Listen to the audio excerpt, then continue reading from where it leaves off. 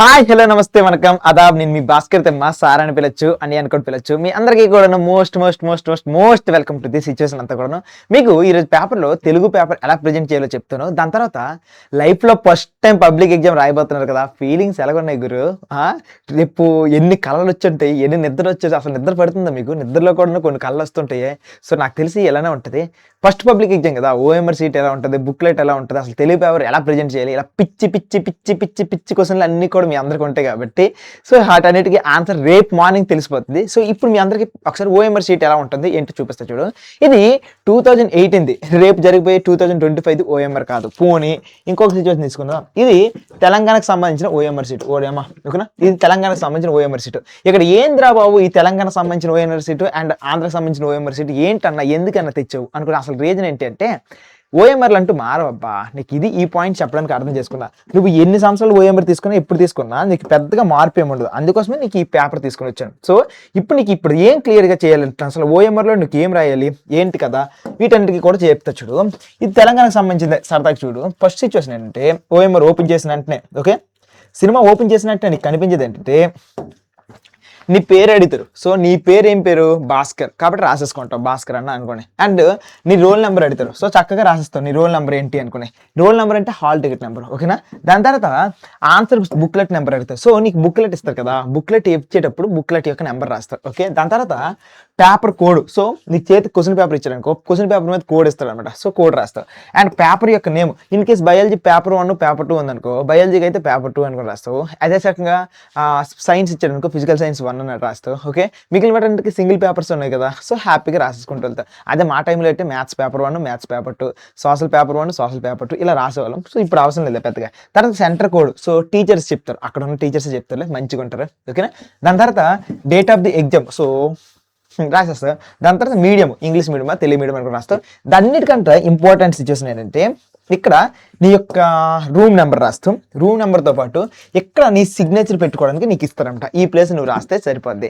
అయితే నీ లైఫ్లో ఫస్ట్ టైం కదా, నీకు పొరపాటు ఏమైనా తప్పులు చేస్తే ఏం టెన్షన్ తీసుకోకు. అక్కడ వైట్నర్స్ ఉంటారులే, వారు ఇస్తారు. వైట్నర్స్ ఇచ్చేసి నీకు రద్దు చేయడానికి ఇస్తారు. సో ఇన్ కేస్ తప్పు చేస్తే ఏం టెన్షన్ పడుకో, ఫస్ట్ టైం కదా అలానే ఫీలింగ్ ఉంటుంది. అండ్ ఏది కూడా తొందరపడి రాసేకు. టీచర్కి మాటికి కూడా టీచర్ చెప్తారు అనమాట. సో టీచర్కి చెప్పాక హ్యాపీగా రాసేసుకుంటూ వెళ్ళిపో. ఇది ఓఎంఆర్కి సంబంధించింది. అండ్ రెండో పాయింట్, ఈ కిందకి మాత్రం దయచేసి వెళ్ళొద్దురా. సో దయచేసి వెళ్ళకి, ఇదంతా నీకు సంబంధించింది కాదు, మళ్ళీ టీచర్కి సంబంధించింది అనమాట. సో ఇది టాపిక్ ఓకే. వన్స్ ఓఎంఆర్ తెలుసుకున్నారు కదా, ఇప్పుడు మీకు బుక్లెట్ ఎలా ఉంటుంది, ఇదే కదా క్వశ్చన్. సో ఇప్పుడు మీకు బుక్లెట్ రావడానికన్నా ముందు బుక్లెట్కి సంబంధించి గవర్నమెంట్ కొన్ని రూల్స్ తీసుకొని వచ్చింది. ఏంటన్న ఆ రూల్స్? అబ్బో చూడు, గవర్నమెంట్ తీసుకొని వచ్చిన రూల్స్ ఏ రకంగా ఉంటాయి, ఏంటి పద్ధతి అంటే, ఫస్ట్ వన్ సిచ్యువేషన్ ఏంటంటే, 10th క్లాస్కి ప్రిపేర్ అవుతున్న వాళ్ళకి ఫస్ట్ పాట ఏమి చెబుతున్నారు అయ్యా, ఏం చెప్తున్నారు ఫస్ట్ చెప్తున్నారు చూడండి. గవర్నమెంట్ చెప్తున్న రూల్స్. సో రూల్స్, రెగ్యులేషన్స్ ఇవన్నీ కూడా చెక్ చేద్దాం. ఫస్ట్ సిచ్యువేషన్ ఏంటంటే, ఓకేనా, గవర్నమెంట్ ఇచ్చినంత వరకు కూడా ఇచ్చిన మ్యాండేటరీ. సో చేసేసి ఇచ్చిన మ్యాండేటరీ ప్రకారంగా ఓకే చెక్ చేద్దాం. ఫస్ట్ అన్ని ఇన్స్ట్రక్షన్స్ చదివి ఆన్సర్స్ అన్నిటిని కూడా బుక్లోనే రాయాలి. సో ప్రొవైడ్ ఆన్సర్స్ అన్ని కూడా బుక్లోనే రాయాలి. ఒకప్పుడు మీకు ఆన్సర్ షీట్స్ అనేవి ఎక్స్ట్రాగా మీకు ఆన్సర్ షీట్ ఇచ్చేవాళ్ళు. అంటే ఒకప్పుడు మీకు ఏం చేసేవాళ్ళు, ఎక్స్ట్రాగా ఆన్సర్ షీట్ ఇచ్చేవాళ్ళు. బుక్లెట్ అయిపోయినప్పటికీ కూడా మీకు ఎక్స్ట్రా కావాలంటే ఇస్తే ఇచ్చేవాళ్ళు. కానీ ఇప్పుడు సిచ్యువేషన్ ఏంటంటే, నో ఎక్స్ట్రా ఓకేనా. ప్రతిదీ కూడాను దాంట్లోనే యాడ్ చేయాలి. ఈవెన్ ఎలాంటిదైనా సరే రాసుకుంటూ వెళ్ళాలి. నెక్స్ట్ రఫ్ వర్క్ గురించి సిచ్యువేషన్ అంతా కూడా వచ్చింది. రఫ్ వర్క్ సంబంధించినంత వరకు కూడాను మా టైంలో మేమేం చేసేవాళ్ళం తెలుసా, లాస్ట్కి రాసుకునేవాళ్ళం. లాస్ట్ ఒక 2 పేజీలు యూజ్ చేసుకుని రాసుకునేవాళ్ళం. లేదా ఇంకొద్దిగా తెలివితేటలు వాడాలంటే, ఇదే పేపర్ అనుకో, ఈ పేపర్ నువ్వు యూజ్ చేస్తే రైట్ సైడ్ మార్జిన్ కొట్టేసి రాసేసుకుంటావు. ఈ విషయం నీకు కూడా తెలుసు కదా, మ్యాథ్స్కి మనం చేస్తాం ఎలా రాయొచ్చు. కానీ ఇక్కడ అసలైన సిచ్యువేషన్ ఏంటంటే, నీకు ఒకవేళ రఫ్ పేపర్కి బుక్ సరిపోవట్లేదంటే, వీడు నీకు ఇచ్చిన ఆఫర్ ఏంటి తెలుసా, ఇలా పేపర్ ఉంది కదా, పేపర్కి ఇలా కింద, సో ఈ కింద నువ్వు రఫ్ వర్క్ కావాలంటే చేసుకో అనుకుని చెప్పేస్తావు. కానీ నేను చెప్తున్నా, ఎవరికి అంత సత్తా లేదు, 24 పేజెస్ నేను నింపే అంత సత్తా. సో వీలైతే లాస్ట్ పేజ్ వాడేసుకోండి, ఏం ప్రాబ్లం లేదు. ఇంత చాంట పడతలు రాస్తావు, ఏం రాస్తావు ఓకేనా. నెక్స్ట్ ఇంకోటి ఏంటంటే, వీలైనంత వరకు కూడా 2 sides ఆఫ్ ది పేజ్ అనేది యూజ్ చేయాలి. At the same time blue pen, at the same time black pen మాత్రం వాడమని చెప్పారు. స్ట్రిక్ట్గా కలర్ పెన్స్ని, వేరే కలర్ పెన్స్ని యూజ్ చేయొద్దన్నారు. ఇన్ఫ్యాక్ట్ చెప్పాలంటే, రెడ్ గ్రీన్ కలర్ ఉంది కదా, దీన్ని అసలు ప్రోహిబిట్ చేస్తారు ఓకేనా. రెడ్ గ్రీన్ కలర్ని వీటిని అసలు యూజ్ చేయొద్దు అనుకుని చెప్పారు, రెడ్కి గ్రీన్కి ఇవ్వడం. దాని తర్వాత నెక్స్ట్ కొంచెం చూడండి, నీ యొక్క పేరు ఏదైతే ఉందో, లేకపోతే నీ రిజిస్టర్ నెంబర్ ఉందో, ఏదైతే ఉందో వాటిని దయచేసి ఓఎంఆర్ సీట్ మీద కానీ లేకపోతే ఇంకెక్కడైనా కానీ రాయొద్దు అని కొంచెం చెప్పారు. ఇక నీకు ఏంట్రా బాబు ఈ మాట చెప్పారు, దీని వెనక ఉన్న అర్థం ఏంటంటే కొంతమంది ఎగ్జామ్స్ టైంలో అనమాట వాళ్ళ పేరు వేరే ఎక్క దగ్గర రాశారనుకో, పెద్ద పెద్ద పొలిటీషియన్స్ ఉంటారు, అరే నా పిల్లడు ఉంటారు, నా కొడుకు ఈ కార్నర్లో వాడి పేరు రాస్తుంటాడు, ఆ పేపర్ నువ్వు వచ్చిందంటే వెంటనే మంచి మార్క్స్ వేసి అనుకుని చెప్తారు.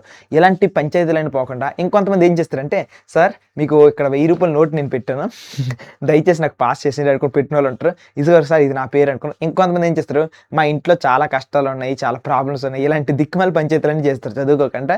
కాబట్టి గవర్నమెంట్ వీటన్నిటిని కూడా కామెడీగా తీసుకుని ఏం చేస్తుందంటే, సో ఇటు నుంచి ఎవరైనా పేరు రాశారనుకో బాగోదు అనుకో చెప్పారు. ఓకే, దాని తర్వాత ఇంకా అన్నిటికన్నా మించి స్పేస్. సో స్పేస్కి సంబంధించినంత కూడా ఎక్స్ట్రాగా స్పేస్ అనేది ఇవ్వరు. No avoid extra costing out save space. So ఎక్స్ట్రాగా ఇవ్వరు కాబట్టి అర్థం చేసుకోవాల్సింది ఏంటంటే చాలా జాగ్రత్త. At the same day hand writing అనేది క్లియర్గా ఉండాలి. ప్రతి సంవత్సరం ఈ మాట చెప్తారు, హ్యాండ్ రైటింగ్ క్లియర్గా ఉండాలి, హ్యాండ్ రైటింగ్ క్లియర్స్గా ఉండాలి అనుకుని చెప్తారు. అవసరం లేదు, నాలాంటి వాడు పాస్ అయిపోయాడు, మరి మీలాంటి వాడు పాస్ అవ్వరా? డెఫినెట్లీ పాస్ అవుతారు.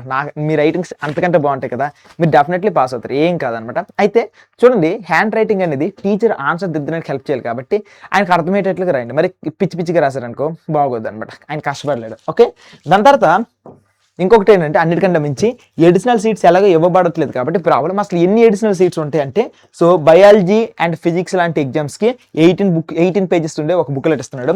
అండ్ మిగిలిన ఎగ్జామ్స్కి తెలుగు కానీ, హిందీ కానీ, ఆ తర్వాత ఇంగ్లీష్ కానీ, సోషల్ కానీ, మ్యాథ్స్ కానీ, వీటన్నిటికీ కూడా 24 పేజెస్ ఇస్తున్నాడు. అయితే మనకి ఇక్కడ మెయిన్ ప్రాబ్లం ఏంటంటే, సిచ్యువేషన్ అంతా కూడా వైట్ పేజెస్ ఇస్తాడు అనుకుని అంటాడు. సో వైట్ పేజెస్ ఇస్తే ఏ రకంగా ఇస్తాడో చూద్దాం. సరే, వైట్ పేజెస్ ఇస్తే ఇప్పుడు ఏమైంది? ఓకే, వైట్ పేజెస్ ఇస్తే ఇవ్వని. ఓకే, నేను వెతికాను వైట్ పేజెస్ కోసం వెతికాను, నాకైతే స్పెసిమెన్ దొరకలేదు. ఒకప్పుడు ఓఎంఆర్ సీట్స్ ఇవ్వనమాట. ఓకేనా, ఎంతముందు మేము రాసేటప్పుడు కానీ, లేకపోతే ఇప్పుడు ఆఖరికి తెలంగాణ పిల్లలు ప్రెజెంట్ రాస్తున్నారు కదా, వాళ్ళు రాసిన స్పెసిమెన్స్ అన్ని కూడా ఇవే అనమాట. అయితే ఇప్పుడు మీకు ఇచ్చే ఓఎంఆర్ సీట్ ఎలా ఉంటుంది తెలుసా? ఇక్కడ ఒక మార్జిన్ పెట్టేసి వైట్ కలర్ షీట్ వస్తుంది అనమాట. సో ఇప్పుడు ఈ వైట్ కలర్ షీట్ వస్తుంది. నాకు తెలిసి రేపు పేపర్ ఎలా వస్తుంది మీరే నాకు చెప్పాలి. ఓకే, మీరే నాకు చెప్పాలి.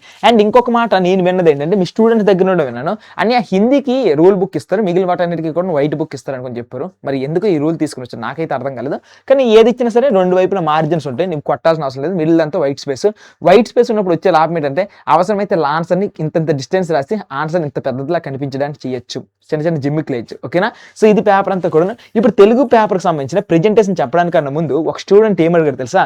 సో ఒక స్టూడెంట్ నాకు ఇలా వాట్సాప్లో ఇలా పెట్టాడు నాకు మెసేజ్, అనియా ఇది నా హాల్ టికెట్, నీ బ్లెస్సింగ్స్ కావాలనియా అనియా ఓకేనా, సో నీ బ్లెస్సింగ్స్ కావాలని అనుకుని అన్నాడు. తమ్ముడు నీకు చెప్తున్నాను, నువ్వు 100% ఎగ్జామ్లో గట్టి కుమ్మేస్తావురా. నువ్వు పడిన కష్టం, నువ్వు పెట్టిన ఎఫర్ట్ ప్రతిదీ కూడా నీ జీవితంలో రిఫ్లెక్ట్ అవుతుంది. నీకు చెప్తున్నాను, నువ్వు వేరే లెవెల్కి వెళ్తావు తమ్ముడు. నువ్వు చెప్తున్నాను కదా, నువ్వు ఇక వేరే లెవెల్కి వెళ్తావు అంతే. ఓకే, తెలుగు ఇక పేపర్ ప్రెజెంటేషన్ చెప్తాను చూడండి తమ్ముడు. తెలుగు పేపర్ ప్రెజెంటేషన్లో ఫస్ట్ అవగాహన ప్రతిస్పందన ఉంది. ఓకే, అవగాహన ప్రతిస్పందన అనే టాపిక్ నువ్వు ఓపెన్ చేసి ఇలా ఓపెన్ చేశాక నువ్వు ఇక్కడ చేయాల్సింది ఏంటంటే, అవగాహన ప్రతిస్పందనలో అనుకుని పెడితే 1 2 3 4 5 రాసేస్తాం. దాని తర్వాత నెక్స్ట్ ఈసారి ఏంటంటే, మామూలుగా మనకి అసలు గ్రామర్ లేదు. సో గ్రామర్కి అంటున్నాను, మనకి ఆల్రెడీ ఇది లేదు కదా, పద్యాలు లేవు. నెక్స్ట్ ఈసారి ఏంటంటే నెక్స్ట్ క్వశ్చన్ కూడా ఇంకొక పరిచిత పద్యం తీస్తాం, దానికి సంబంధించి కూడా సేమ్ ఒక క్వశ్చన్స్ ఇలా ఓపెన్ చేసి ఈ రకంగా 1 2 3 4 5 రాసేస్తాం.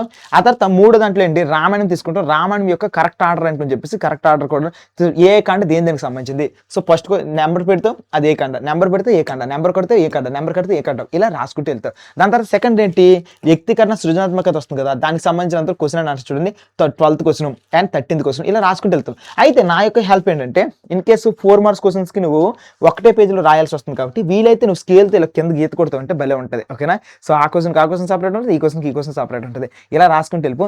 8 మార్క్స్ సంబంధించినంత వరకు కూడా ఎలా రాస్తావు అంటే, సో 8 మార్క్స్ క్వశ్చన్స్ నీ దగ్గర స్టఫ్ ఎక్కువ ఉంది, ఓకేనా, నీ దగ్గర కాన్సెప్ట్స్ ఎక్కువ ఉన్నాయి అన్న ఫీలింగ్ వస్తే మాత్రం ఏం చేస్తావు తెలుసా, నీ దగ్గర కాన్సెప్ట్స్ ఎక్కువ ఉన్నాయంటే ఒక పేజ్ అంతటికి పెట్టేసి ఒక పేజ్ రాసి నెక్స్ట్ పేజ్ హాఫ్ వరకు రాయడానికి ట్రై చేయి, ఎక్సలెంట్ ఉంటుంది. కావాలంటే చూడు ఇక్కడ సిచ్యువేషన్ ఉంటుంది, ఇక్కడ రాసాను. 16th క్వశ్చన్ చూస్తే ఫస్ట్లో కవిపరిచయం రాయి, ఏ క్వశ్చన్ ఇచ్చినా కవిపరిచయం రాసావు అనుకో, నీ మీద ఇంప్రెషన్ క్రియేట్ అవుతుంది, వామో ఇడెవడో మంచిగా బాగా చదువుతున్నాడు అనుకుని. దాని తర్వాత ఏం చేస్తామంటే ఇలా, సో ఇక్కడ ఇదొక బాడీ 3 పారాగ్రాఫ్లు ఇలా పారాగ్రాఫ్లు రాస్తూ నువ్వు ఇక్కడ వరకు రాయగలిగితే ఎక్సలెంట్ ఉంటుంది తెలుసా. సో ఇలా కూడా మంచి టఫ్ ఉన్నాడు. తర్వాత క్వశ్చన్ ఇలా సాల్వ్ చేస్తావు, ఇక్కడ గీత కొట్టుస్తావు, మళ్ళీ క్వశ్చన్ సాల్వ్ చేస్తావు, ఇలా నువ్వు రాయగలిగితే ఎక్సలెంట్ ఉంటుంది. దాని తర్వాత నెక్స్ట్ ఇంకొకటి ఏంటి, లాస్ట్గా భాషాంశాలు ఏమైనా క్వశ్చన్ ఇచ్చాడనుకో రాస్తావు, లేక ఇలాంటి వాటికి ఇచ్చాడనుకో డైరెక్ట్ ఒక పేజ్ సపరేట్గా విడిచిపెట్టేసి చాలా బాగుంటుంది. ఓకేనా, ఒక పేజ్ విడిచిపెట్టేసి లేక అనుకుని పెట్టేసి నువ్వు ఇక ఏ లేఖ రాయాలంటే ఆ లేఖ రాస్తే చాలా బాగుంటుంది. ఓకేనా? లాస్ట్‌గా భాషాంశాలకు సంబంధించినంత వరకు ఇలా 1, 2, 3, 4, 5 పెట్టేసి ఆన్సర్స్ పెట్టుకుంటూ వెళ్ళిపోతే చాలా చాలా బాగుంటది. నాకు తెలిసి బిట్ పేపర్ మీరు అక్కడ పెట్టేసుకుంటారు కదా! బిట్ పేపర్ వాళ్ళకి ఇచ్చేస్తారు. ఇది తెలుగు పేపర్‌కి సంబంధించిన పేపర్ ప్రెజెంటేషన్. సో, నేను రఫ్‌గా చెప్పాను కాబట్టి నేను స్పెసిఫిక్‌గా కొన్ని విషయాలు చెప్తా. చాలా జాగ్రత్తగా విను. ఎగ్జామ్ పేపర్‌కి వాడి మీద నీ మీద ఇంప్రెషన్ క్రియేట్ అవ్వాలి. ఎందుకు ఇంప్రెషన్ క్రియేట్ అయితే వచ్చే లాభం ఏంటంటే నువ్వు అబ్జర్వ్ చేస్తే నీకు 8 మార్క్స్ క్వెషన్‌లో గాని, 4 మార్క్స్ క్వెషన్స్‌లో గాని మార్క్స్ తగ్గించడానికి వాళ్ళ స్కోప్ ఉంటది. ఒక్క మార్క్ అని కోల్పోయినావనుకో 99 మార్క్స్ అయిపోతాయి. కాబట్టి ఇప్పుడు మార్క్స్ తగ్గించకుండా ఉండాలంటే ఇప్పుడు ఏం చేయాలి? నీ మీద ఇంప్రెషన్ క్రియేట్ చేయాలంటే గ్రామర్ టాపిక్స్ అన్నిట్లో కూడా పర్ఫెక్ట్‌గా ఉండు. ఒక్క క్వెషన్ కూడా రాంగ్ రాయకు. అండ్ స్టార్టింగ్‌లో ఉన్న పారాగ్రాఫ్, స్టార్టింగ్‌లో ఉన్న రామాయణం క్వెషన్ కరెక్ట్‌గా రాసి, కవి పరిచయం కరెక్ట్‌గా రాసి, సృజనాత్మకతకు సంబంధించినవన్నీ కూడా కరెక్ట్‌గా రాసిస్తే నీ మీద ఇంప్రెషన్ క్రియేట్ అయిపోతుంది. కాబట్టి నువ్వేం చేస్తావు? ఫస్ట్ పార్ట్ అంతా కూడా వీటిని రాసేయి. లాస్ట్ పార్ట్‌లో మాత్రమే 4 marks questions and 8 marks questions లాస్ట్‌లో రాయి. అప్పుడేంటి పేపర్ ముందు నుండి దిద్దుకుంటూ వచ్చినప్పటికి నీ మీద ఇంప్రెషన్ బాగా క్రియేట్ అవుతది. వామ్మో! ఈడెవడో టాపర్ లాగా ఉన్నాడని చెప్పేసి నీకు లాంగ్ ఆన్సర్స్ అన్నిటికి కూడా మంచి మార్క్స్ ఇస్తారు. ఇది సిట్యుయేషన్ అంతా కూడాను. ఓకేనా? సో, రేపు మీరు రాయబోయే ఫస్ట్ పబ్లిక్ ఎగ్జామ్స్‌కి మీ అందరికీ కూడాను సూపర్ డూపర్ హిట్ అవ్వాలనుకుని నేను మనస్ఫూర్తిగా కోరుకుంటున్నా. అండ్ యాజ్ వెల్ యాజ్ ఇక్కడ మీకు ఇది అబ్జర్వ్ చేస్తే ఇక్కడ మీరు అబ్జర్వ్ చేస్తే ఇది కంప్యూటర్ జనరేటెడ్ ఇమేజ్. ఓకేనా? Computer generated image. సో, ఇక్కడ నేను ఇలాంటివి తయారు చేయడానికే ఇంత క్రియేటివిటీ వాడినప్పుడు రేపు ఎగ్జామ్ మీరు రాయబోతున్నారు. కాబట్టి రేపటి ఎగ్జామ్‌లో మీరు ఎంత క్రియేటివిటీ వాడాలో చూసుకోండి. సరేనా? సో, మీ అందరికీ కూడాను బాగా రాయాలి. ఎగ్జామ్స్‌లో మంచి రాయాలి. ఓకేనా? సో, టెన్షన్ తీసుకోకూడదు. హెల్త్ బాగా చూసుకోవాలి. సరేనా? మీరు జీవితంలో మంచి పొజిషన్స్‌కి వెళ్ళాలి. సో, మనస్ఫూర్తిగా బ్లెస్ చేస్తున్నా. ఎవరెవరికి ఎన్ని మార్క్స్ కావాలో కింద కామెంట్ సెక్షన్‌లో పెట్టండి. అవన్నీ కూడాను పైన ఉన్న దేవతలందరూ కూడా తదాస్తు అంటారు. ఓకేనా? All the best and bye. మీ మార్క్స్ రాజన్ కింద.